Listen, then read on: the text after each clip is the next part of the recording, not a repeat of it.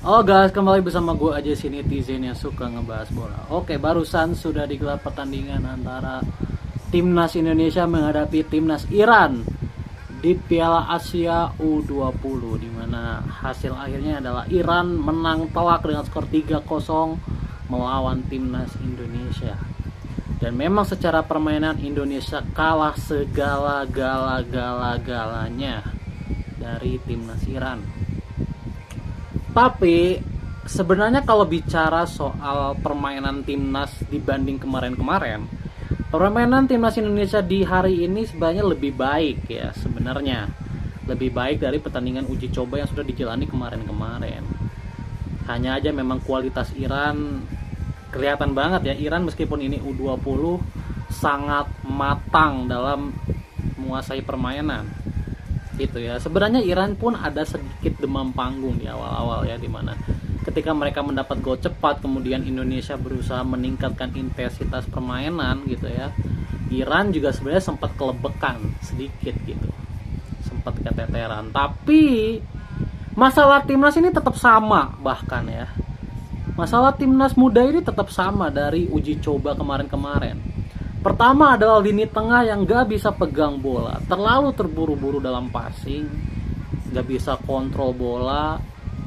Yang kedua adalah timnas tidak klinikal, tidak klinis ya, ketika mendapat peluang tidak klinis, tidak bisa menciptakan gol, tidak bisa memanfaatkan momentum gitu ya. Ada peluang di awal babak kedua yang sebenarnya bisa merubah permainan, yaitu waktu Jens Reven hampir aja cetak gol, tapi sayang bolanya nggak kena kepala dia ya, ketika bola datang ke arah dia, jadi nggak jadi gol. Dan akhirnya Iran mengambil lagi tempo permainan, dan ya beginilah hasilnya gitu ya. Dan memang hasil ini sebenarnya sudah diprediksi sama banyak orang ya, sudah diprediksi. Kenapa? Karena pertama kita harus akui bahwa kualitas pemain timnas Indonesia yang ada di U20 ini agak sedikit belum cukup sebenarnya. Kalau bicara soal dasar aja, dasar kontrol passing ini cuma dimiliki oleh beberapa pemain aja kelihatannya ya.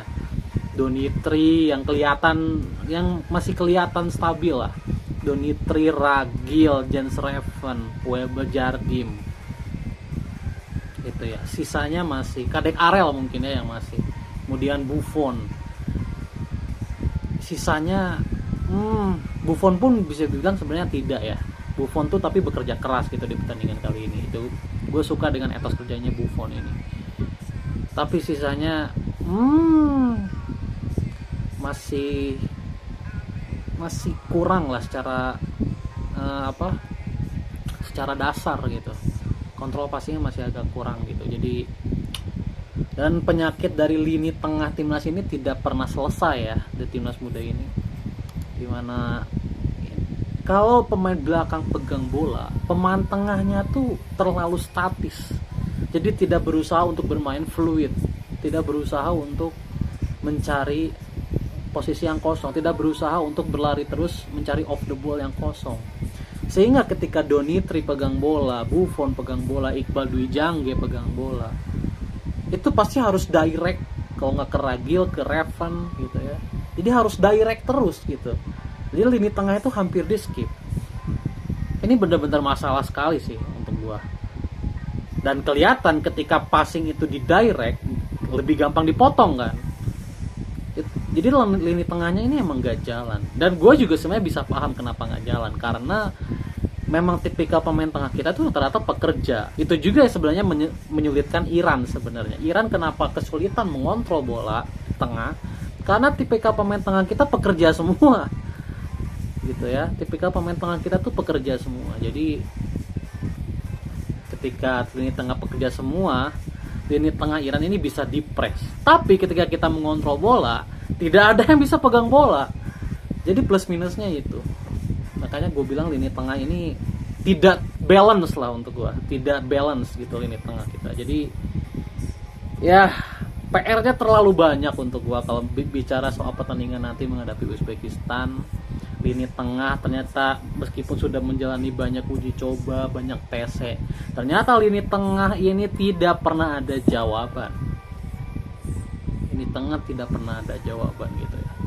Dan ada satu masalah lagi yang ternyata timbul dari pertandingan barusannya, itu organisasi ketika menghadapi servis. Kita tahu 2 gol Iran lahir dari corner kick gitu ya, dimana 2 kali pemain Iran ini selalu bisa mengambil momentum untuk mengambil bola mati, mengambil bola servis gitu ya, mengambil kesempatan dari bola servis. Jadi ini adalah PR baru untuk Indra Safri, dan Uzbekistan kurang lebih punya gaya yang hampir mirip dengan Iran secara permainan, secara postur juga gitu ya. Cuman kalau melihat Uzbekistan ini mainnya lebih gerasa kerusuk, Iran mainnya lebih terorganisir gitu. Itu aja bedanya Uzbekistan dengan Iran. Jadi di pertandingan nanti menghadapi Uzbekistan,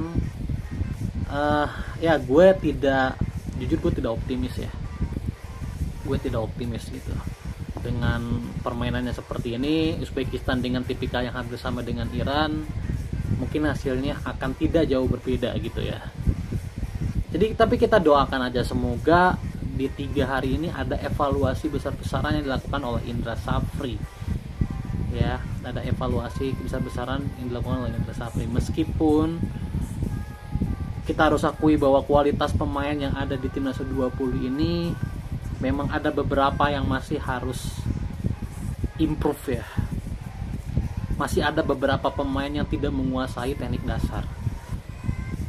Jadi itu adalah PR sekali untuk Indra Safri. Semoga terlalu banyak hal lah. Dan kalau kita bicara waktu cuma 3 hari dengan PR yang sebanyak ini, kayaknya nggak akan bisa diselesaikan semua sih. Gitu. 3 hari kan masih butuh recovery ya kan, masih butuh berendam di es untuk memulihkan stamina, belum nanti di training dilatih mungkin set piece-nya atau apanya, belum nanti evaluasinya, belum meetingnya, belum apa. Jadi memang tidak ada waktu, 3 hari tidak cukup sih. Jadi apa yang akan dilakukan oleh Coach Indra Safri kita nggak tahu ya, tapi kita lihat nanti di pertandingan melawan Uzbekistan. Terutama masalah yang tidak pernah selesai adalah masalah lapangan tengah. Apakah lapangan tengah ini bisa di-fix? Gue jujur pesimis. Atau apakah Indra Safri akan merubah formasi menjadi mungkin main 3 back? Kita juga nggak tahu ya. Intinya dengan organisasi permainannya seperti ini tidak berjalan, berarti harus ada alternatif lagi, alternatif cara bermain lagi yang harus dilakukan oleh Indra Safri untuk bisa memperbaiki situasi ini. Apalagi target Indra Safri, target yang dibebankan kepada Indra Safri itu adalah semifinal, dan kita udah nggak boleh kehilangan poin lagi menghadapi Uzbekistan, apalagi Yaman gitu ya. So dengan waktu yang sependek ini, we'll see ya, apakah tim pelatih timnas Indonesia bisa untuk memperbaiki kondisi ini. Oke, good luck untuk Coach Indra Safri ke depannya. Untuk timnas Indonesia muda juga.